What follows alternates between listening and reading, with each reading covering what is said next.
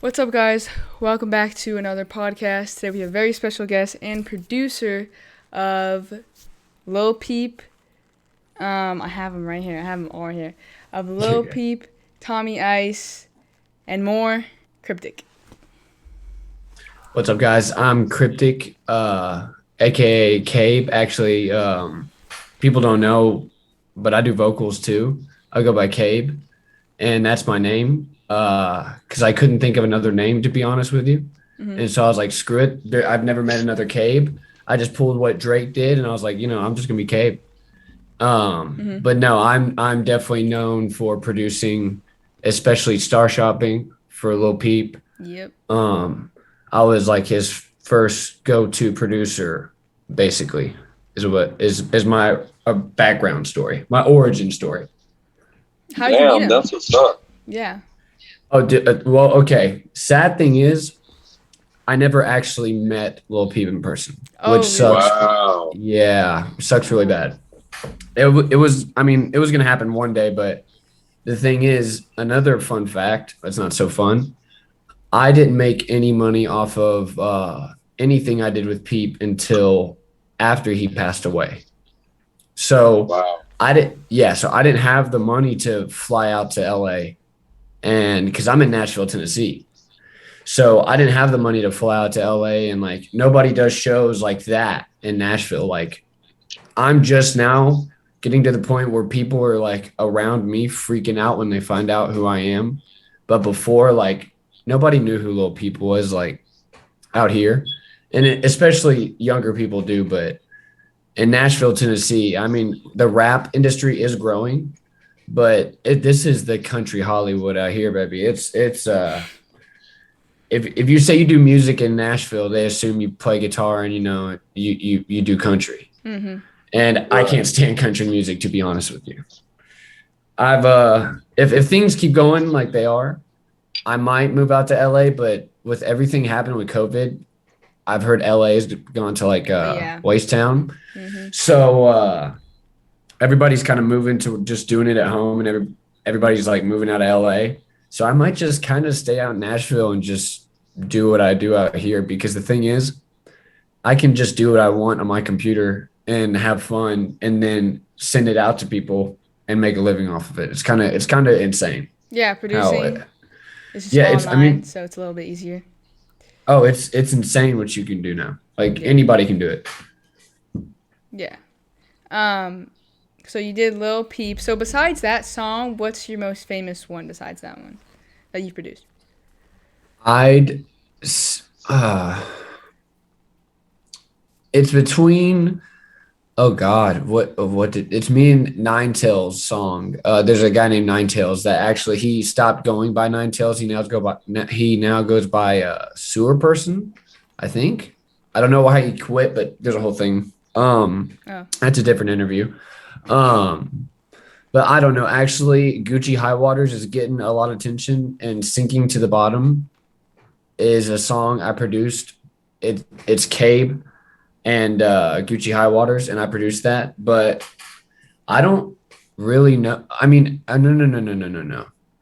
You're saying the most popular other than Star Shopping? Yeah. Other than Lil Peep? Other than oh, you've made songs, other songs with Lil Peep? Yeah, I made like 5 songs Lil Peep.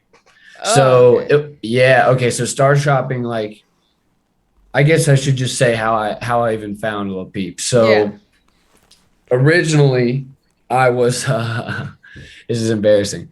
So in 2012, I was Ginger Dub, okay? Because I'm a ginger, all right, Mhm. to those who can't see me. Um, so I went by Ginger Dub and I was making dubstep. It was just fun. And then it wasn't really catching on. I was like, well, nobody's gonna take Ginger Dub seriously. So I was like thinking of something cool and you know, mysterious. I was like Kryptik. And I just changed it with the K's. And that's when I was serious about dubstep. And at that point, it was kind of cookie cutter. Everybody was sounding the same in the dubstep scene. And I just kind of got sick of it. And I found Bones. I can't remember which dubstep artist. This is the like early SoundCloud days. Mhm. And some dubstep artists like reposting was new. And they had just reposted Bones.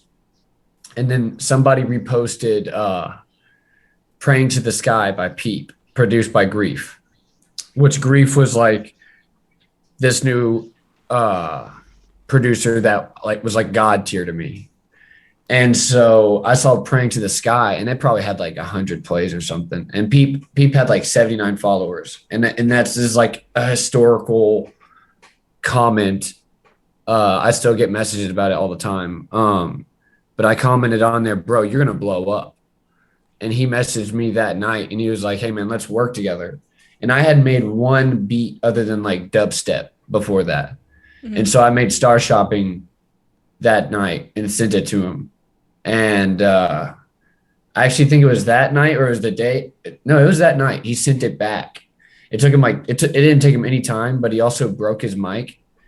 That's a fun fact some people don't know. He broke his mic during Star Shopping because it was going to be like twice the length of the original song. Oh, The and beat's then like, he broke it and yeah. So he just literally just like, so it's a short song. It's like short and sweet. It actually worked out beautifully.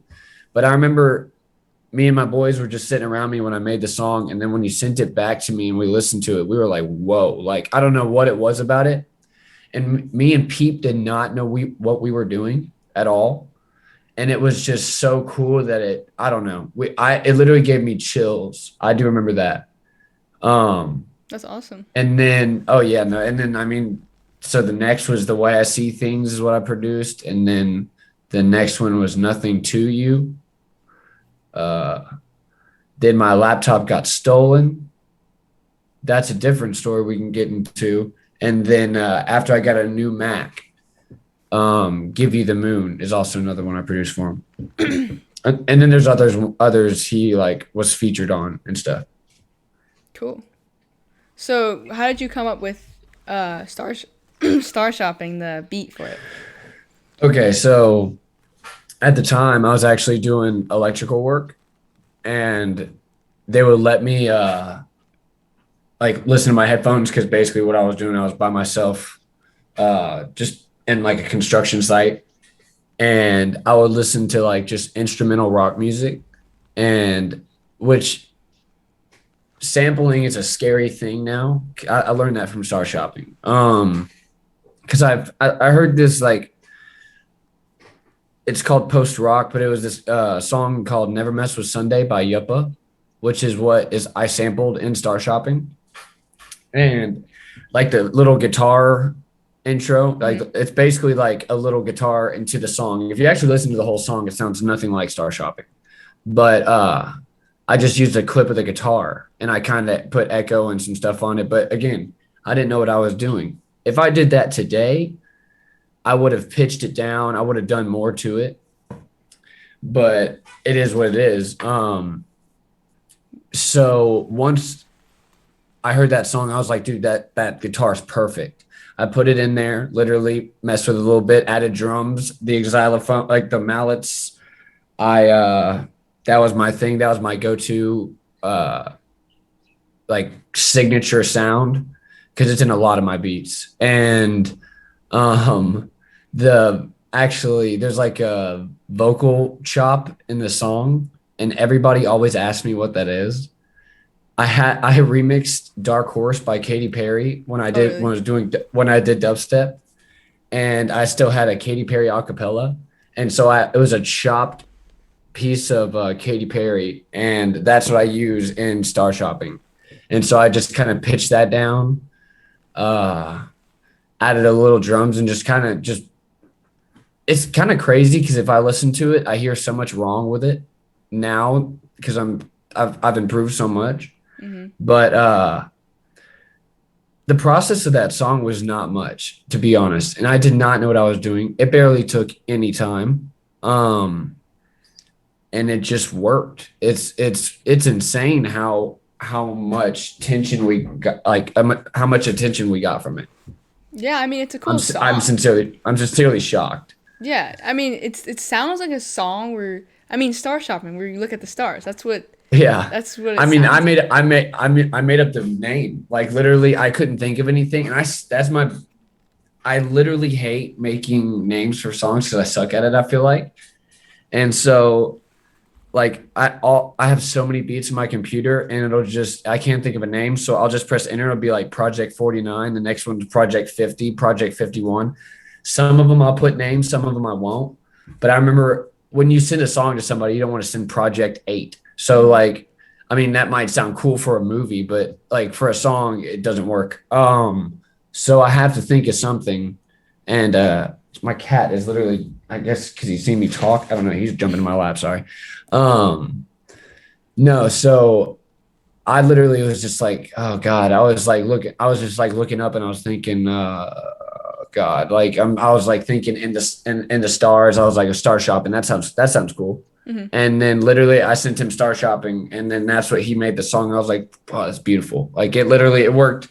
It worked so well. And he was so good with his lyrics. Like, and I was going through what he was at the time, like the same feelings. I was depressed as hell and going through stuff and oh Yeah, it you was got amazing because I related to him so much. That's awesome. Yeah, that's cool when you can relate to someone and work with them like, Exactly. on a song. Like that's just like super. I It's don't a know. feeling you can't explain, Yeah. to be honest. It's like a whole I don't know. I can't even put words to it. Yeah. Sure. What were you about to say, Jess? I was just gonna say, I mean, that's funny that you don't like naming songs when you name that song specifically, and that song's huge. Yeah. So It is kind of crazy that I named that. And the way I see things also by Peep, I'm pretty sure that's what I sent the name Give You the Moon. I named that one too. But it's just what but he also I think he said in an interview he just goes off the beat or maybe I'm thinking about somebody else, but like goes off what the beat gives off. And I mean if the beat's name is Star Shopping, it's definitely easier to like, oh, okay, I see that and right off of that, I'm sure. But like, I don't know. I the same way I do vocals and I'm starting to do more. I'm actually working on an EP right now. Um, Nice. and that I'm not really used to. And I'm working on my writing process, but I'm more like I kind of have to freestyle and then write from there.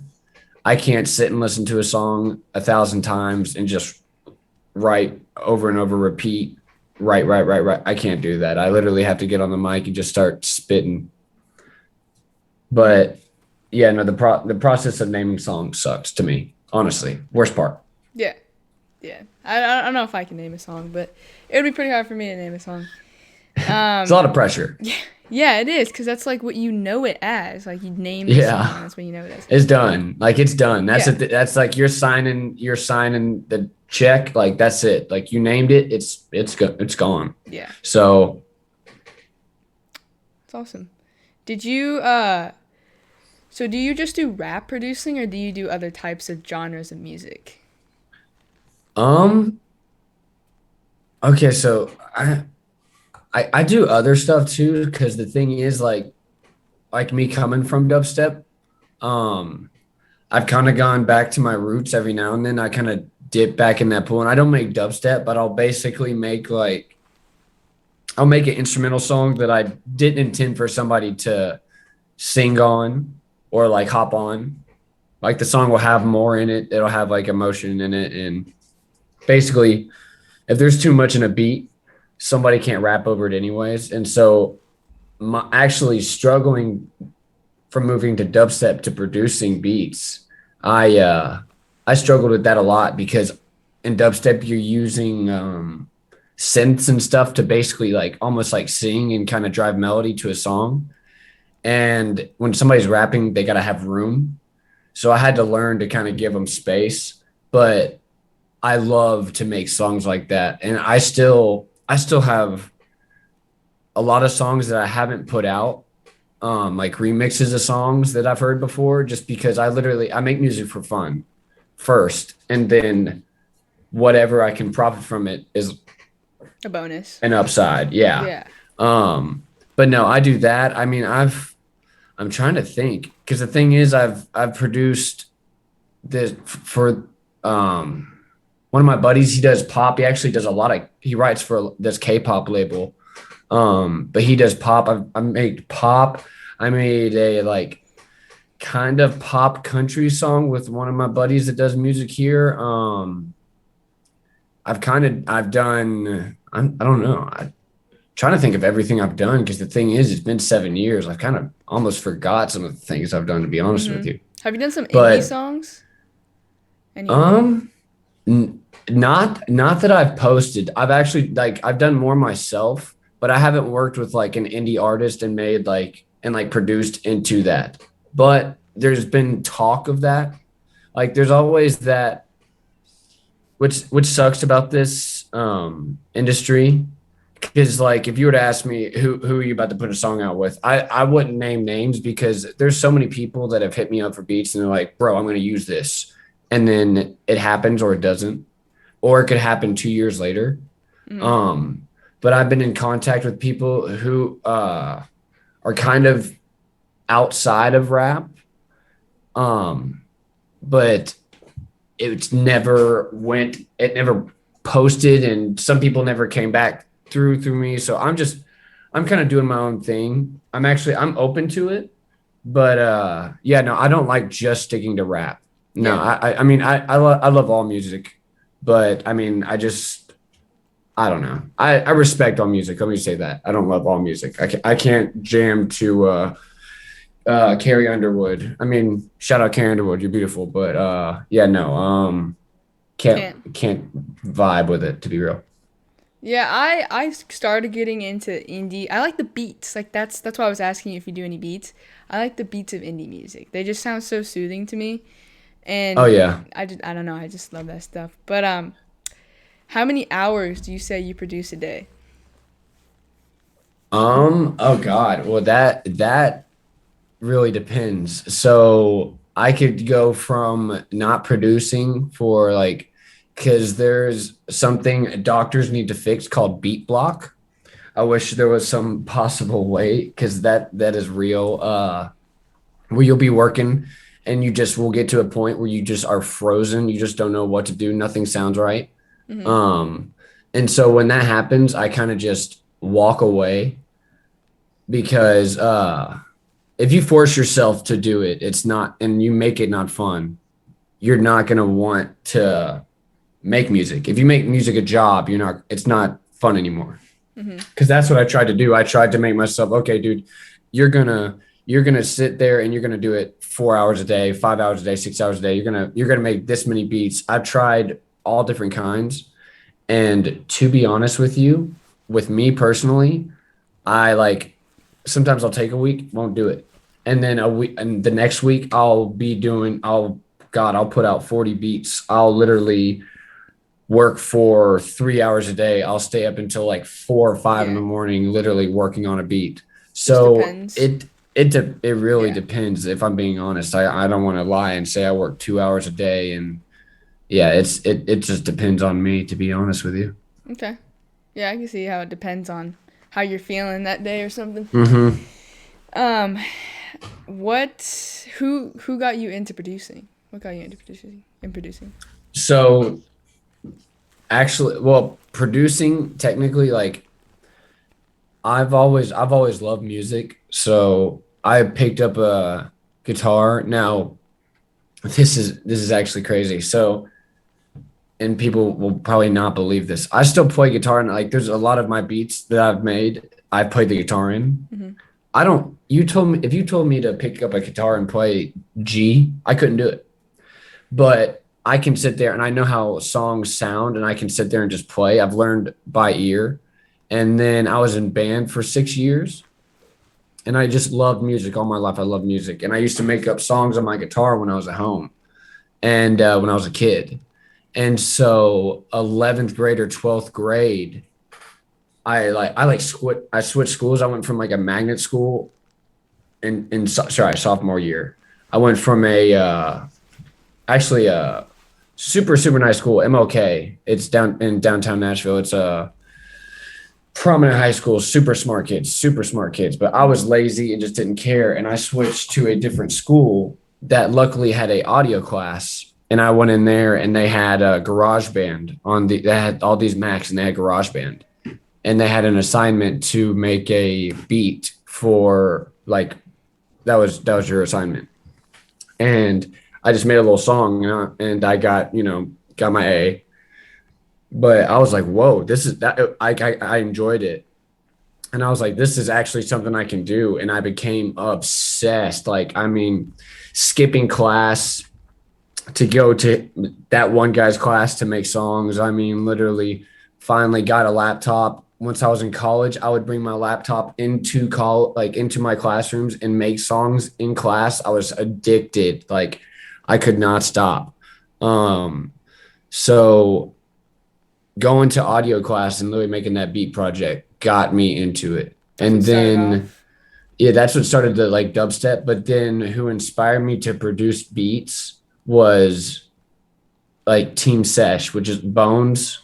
I don't know if y'all know who Bones is, but Bones is like I think I've the heard god of of the yeah, he's the god of the underground. Like he inspired Peep and all these other guys. Like he was the first on SoundCloud to actually get paid. He's one of the first to ever get paid on SoundCloud. But no, it's like that whole sad rock rap vibe though. It's just like that sound was inspired by the producer Grief.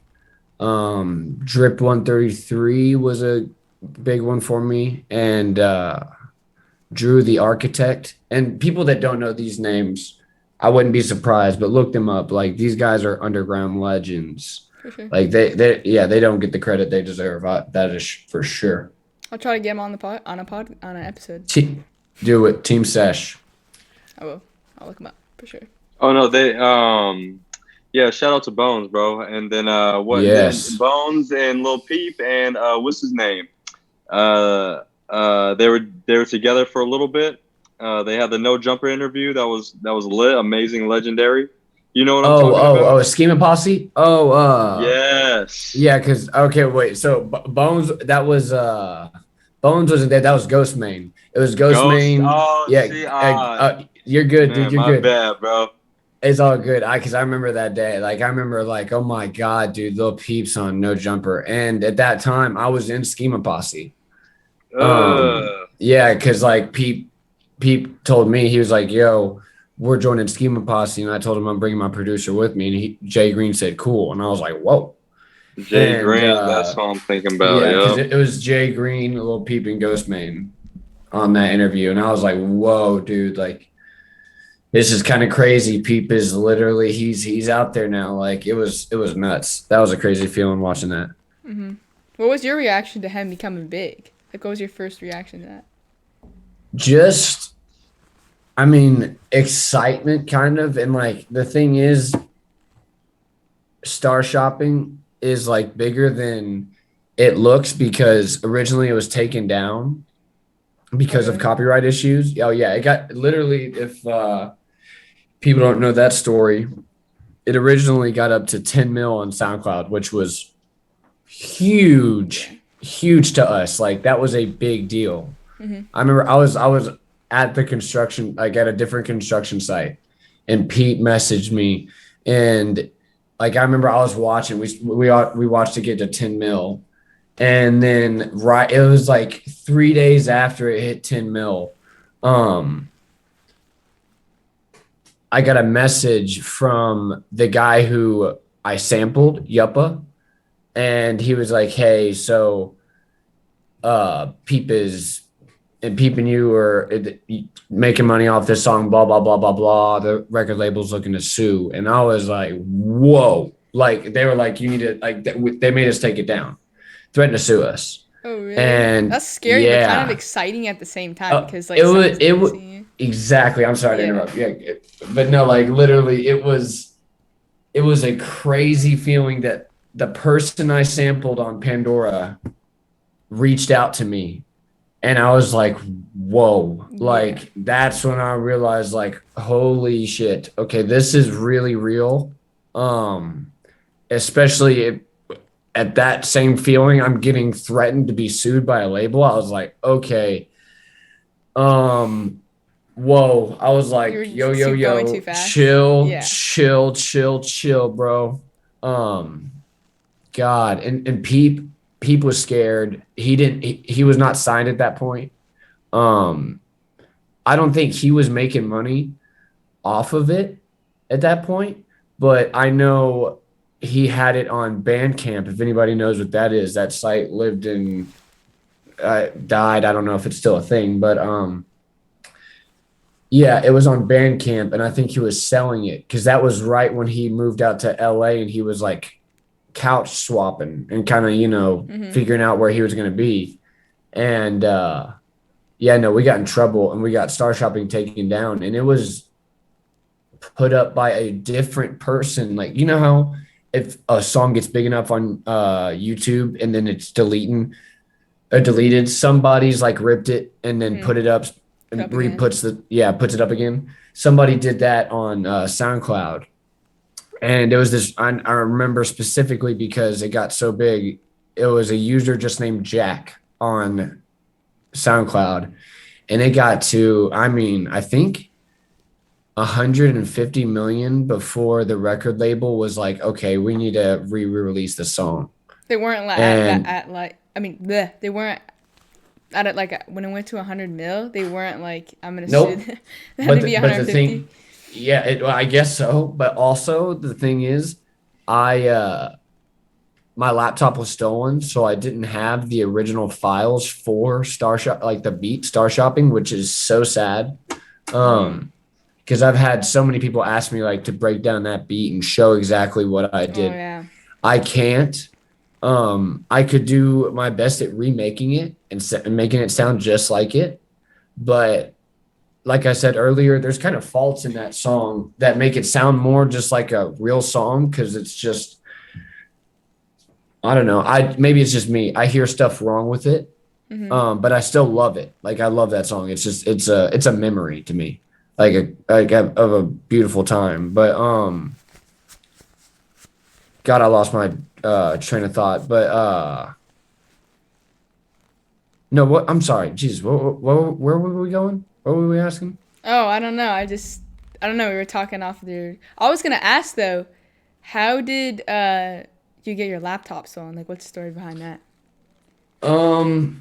So I was literally, I had a few people around me that liked music too, and they were into music. And so they saw that, oh my God, dude, you worked with Lil Peep and they're into this whole underground. And I had people around me and coming over to my house, and that was a whole thing. So when you start to get a bunch of people around, and I wasn't really too cautious of friends, you know what I mean? And it was like a party at my house. And because I was pretty young to actually like be in a house. It was me, my girl in a house at age like 21. And so it was just the party house. And so literally one day I came home from work and my door was kicked in and my laptop was stolen.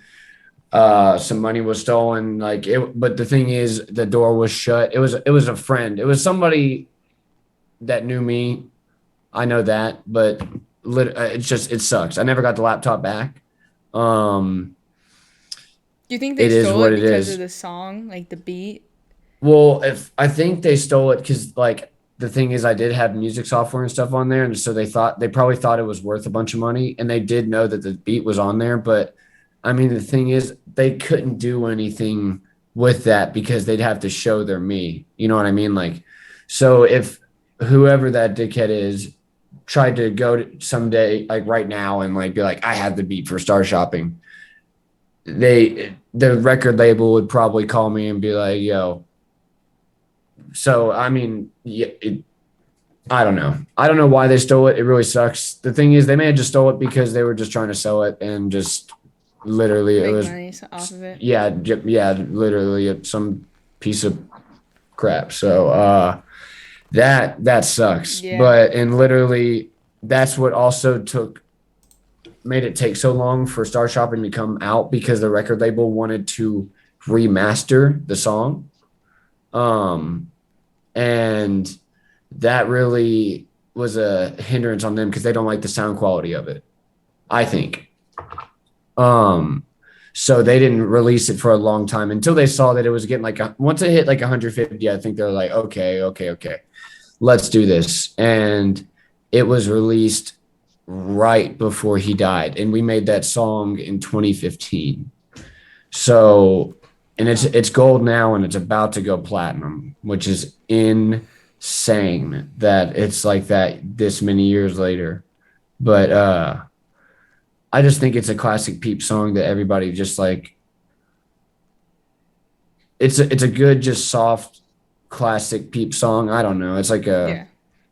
it's like Yeah, I a it's like understand. a memory. I don't know. It's hard to explain. Yeah.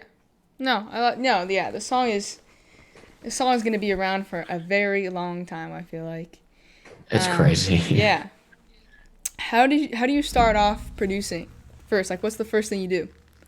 So literally, first thing I do is I just sit down, open Logic, and I'll open I'll literally go ahead and open some drums up, open up like Omnisphere or whatever I want to use to make like my synths or get my guitar out. Sometimes I start with drums, sometimes I start with a melody. Most times I just sit there and I go through sounds and I like I normally don't pick up the guitar at first, but sometimes I do. And I'll just literally say I pick up the guitar and I'll just sit there and play around with it. Within 5 minutes, I'll definitely have a melody that I'm like, okay, this is it. Mm-hmm. And I'll just plug it, add some drums to it. Sometimes I'll end up changing the melody completely. There's songs I've made um, that were like gonna be sad emo songs that eventually became some like super trap beats. So I kind of I kind of just do what I want. It's kind of maybe it's unique, but I'm actually about to start the whole Twitch game. I'm about to start streaming and about to get into that game and start showing people literally what I do and like my start to finish. Yeah. Um, and yeah, no, that's the next chapter of Kryptik because I'm about to start doing that while also, you know, selling beats and producing and all Mm-hmm. that. So, do you see yourself like sometime in the future, like making your own music and producing for other people, or one or the other? Oh yeah, I mean, so but like I said, I do have vocals and they're out there, and I mean, some of them have like a few 100,000 plays. Some of them, I think my top one's at like 400,000, 500,000, um, maybe a little bit more. But I do, if this EP goes well, I maybe see myself one day doing like vocals and producing for me and just Mm-hmm. me.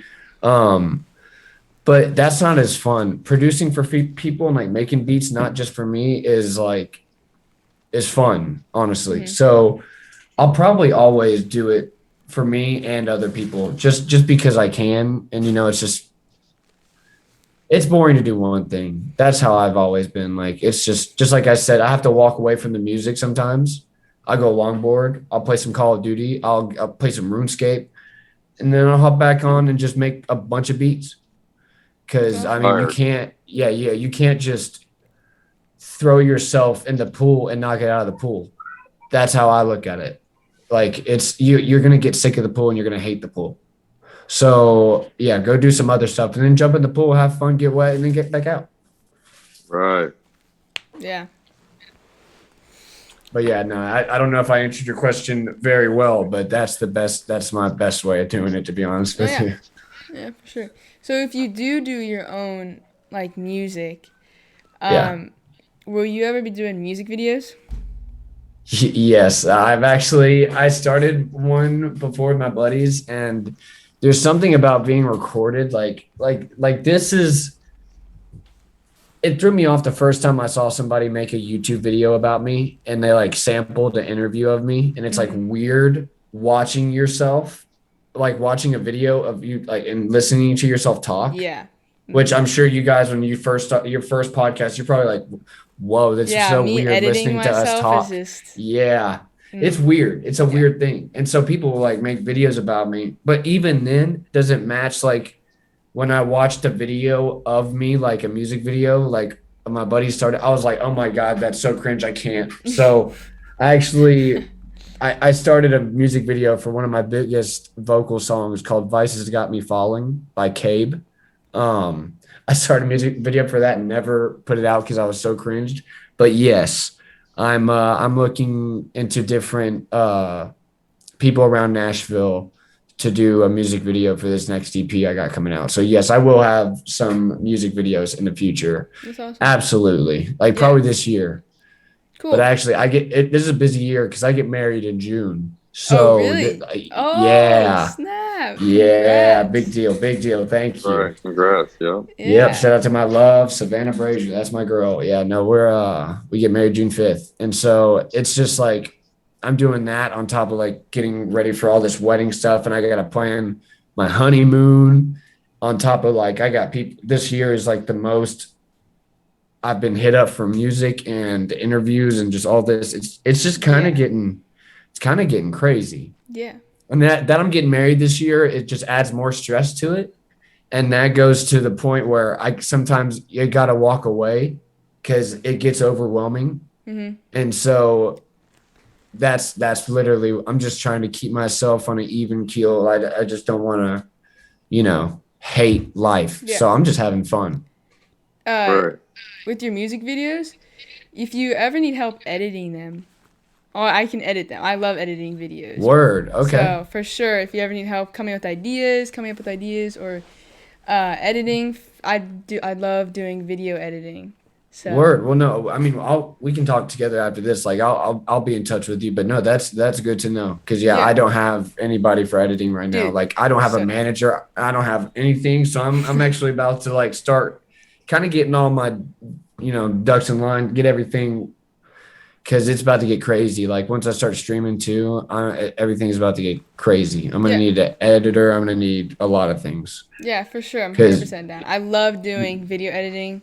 That's what I do for another YouTube channel, actually. I edit their videos, and they just bring on, like, Major League Baseball players, and they interview them. It's my cousin. He interviews them, and then he plays a round of golf. Like, he plays with them, like, for, like, 9 or 18 holes. Yeah, and then he interviews them in between the holes. And you record and edit the whole series. Yeah, I record and edit that, which is super fun. That's dope. Yeah. No, that's a cool opportunity to edit. 100% down. I love doing Word. Stuff. Okay. No. Now I know. Yo, what's up, guys? Sorry to interrupt this podcast, but this podcast is sponsored by Suja. Look at that. I like the immunity ones, are my favorite, but basically they're organic juice. It's got probiotics and vitamins, 100% organic, so none of that GMOs. But this one is cold pressed, has 8 grams of sugar. It's with immune health supporting probiotics and vitamins. So if you want to get healthy, why is this? We're gonna do a little taste test right now, actually. This is the one I'm taste testing. Okay, not bad. It's carrot and mango. So I thought it would taste mango, but it's actually not bad. It's actually pretty good. But anyways, Suja Juice, website in the description below. Go get it. Thank you, Suja. Are you rapping? I wouldn't say I'm rapping. Like I guess like Lil Peep's called a rapper, but in some of his songs, like he's not a rapper. Like, exactly. He's not a rapper. No. But so you can have some rap flow. Favorite Lil Peep song, Switch Up. Do you know that song, Switch Up? Switch Up? Yes, on No Jumper page. It came out a long time ago. Oh my God! Wait, with the goggles? Yeah, bro, that's my favorite Lil Peep song. Because I think that was a freestyle. Yeah, I think yeah. That was a new Peep right there. When I saw that, I was like, whoa, dude, that's different. Like that was. He was hard though, like hard. Oh, hard. Bro. That's I think when he like really believed in himself, like when he was like, okay, this is it, and you could tell, bro. You could tell, like you could tell, like he's it, and that's kind of when I was watching just the No Jumper and everything. I was like, whoa, dude, Peep's made it. Like I know he's on No Jumper, he's gonna make it, And now look at Right. No Jumper. Now No Jumper like can make or break, kind of like Cole Bennett.